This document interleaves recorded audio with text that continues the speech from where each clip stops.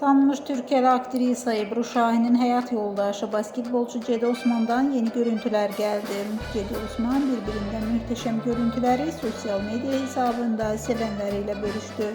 Həmin görüntüler izleyicilerin marağına sebep oldu. Paylaşıma kısa zaman ərzində çox sayda beğeni ve şərh geldi.